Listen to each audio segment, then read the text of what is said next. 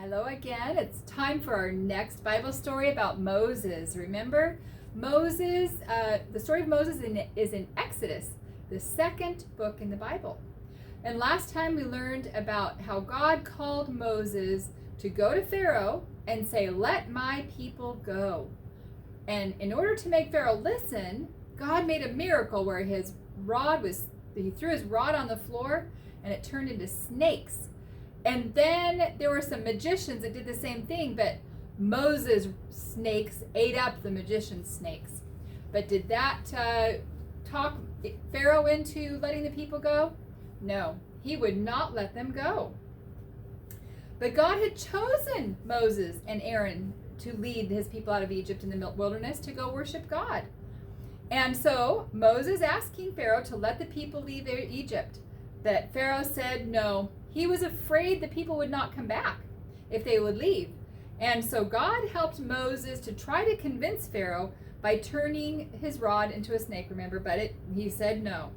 So once again, Moses and Aaron went before Pharaoh, and they said, "Because you won't listen, I'm going to take my stick and put it in the water, and all of the water in Egypt will turn to blood." It was amazing. So he did. He put his big rod in the river, and little by little, the river turned red.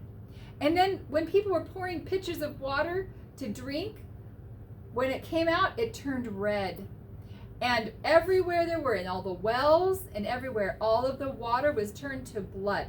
It wasn't just red food coloring. It was actually yucky blood. So they couldn't drink it. Oh my goodness, it was awful. And then all of the fish in the water died because, of course, they can't live in blood. And the people were thirsty. They couldn't drink. Oh, it was just horrible. But Pharaoh was stubborn, and he didn't believe that it was God that did this. He thought it was Moses doing a trick. So he called his magicians, and they were able to make some some water look like it was turning into blood as well. So he was not impressed. But then when they even dug wells, they would have drinking water along the shore, but they would turn to blood. Well, a little while later, God said to Moses, "I want you to go back to Pharaoh and say, 'God says, let my people go so they can worship me.'" And they said, "Tell him, if he doesn't let my people go, I am going to send frogs. And there will be frogs everywhere." But Pharaoh refused to agree. And so when Aaron took his rod and put it in the river, pretty soon frogs started hopping out of the river. And millions of frogs hopped out of the river. There were so many frogs, they went into all of the people's houses even. And oh my goodness, can you imagine? The frogs were everywhere. They went in through the doors and the windows, and they got in their food. And there were frogs hopping all over their beds, and they were on all their chairs. They were just everywhere, all throughout the land. But it was the weirdest thing. There were no frogs in Goshen, where the Israelites were. Not a single one. But these frogs were everywhere. Everywhere they went. It was just so nasty. And they were in their food and everything. And the people would try to walk. Everywhere they would step, there would be a frog there. But then Pharaoh called some magicians and said, you can make frogs, right? And they did have a few frogs come up, not very many, but it hardened Pharaoh's heart.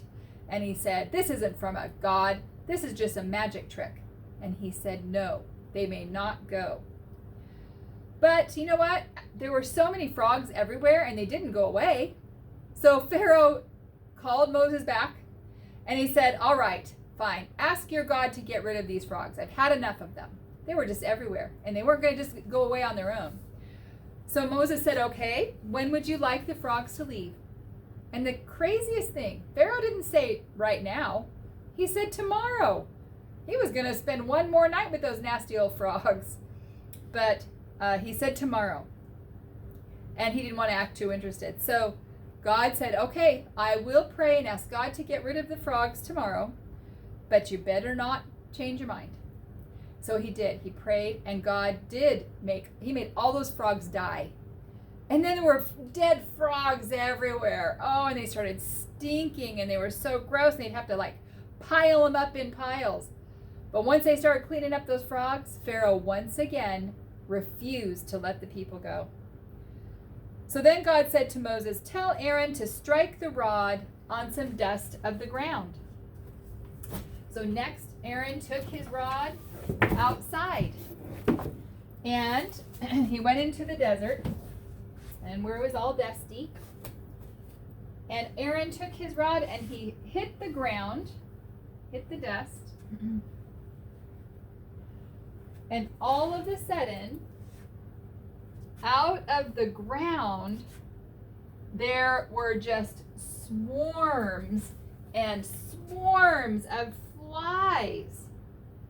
Flies were flying everywhere. Oh, and it was just awful.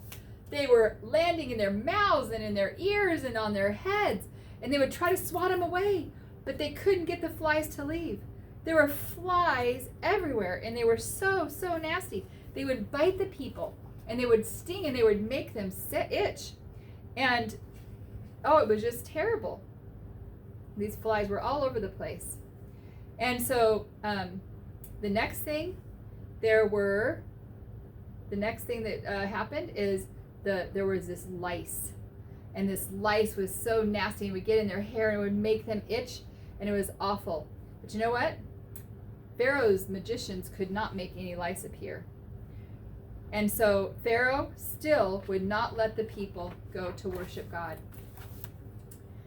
Now the Lord told Moses, "In the morning, meet Pharaoh by the river," and actually I made a mistake. The lice were what came out of the dust in the ground, and they were making everybody itch. It was lice. So the first thing was blood in the river. Then the next thing was frogs. And the third thing was lice. These tiny little bugs that get in your hair and make you itch. And they make your body itch. Oh, they're just awful. And that's what came out of the sand.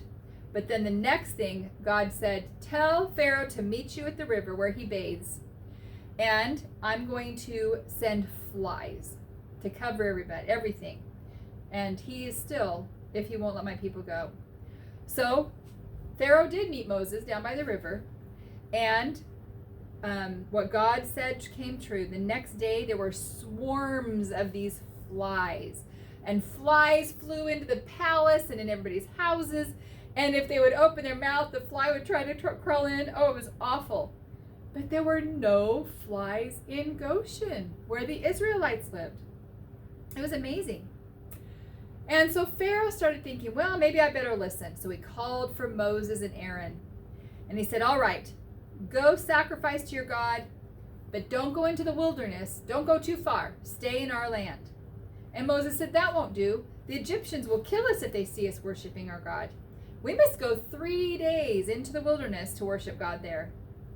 And Pharaoh said, "All right, go ahead." And he was swatting the flies away, and they were just, it was awful. They said, "Don't go too far away." And then Moses said, "I will ask God to take the flies away, but I'm warning you, don't change your mind again." But guess what happened? When the flies disappeared once again, Pharaoh said no, he would not let the people go. He was such a stubborn man, and he saw God's great power, but he still refused to obey.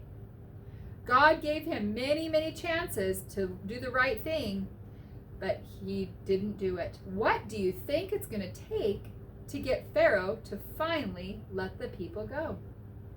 We'll find out next time.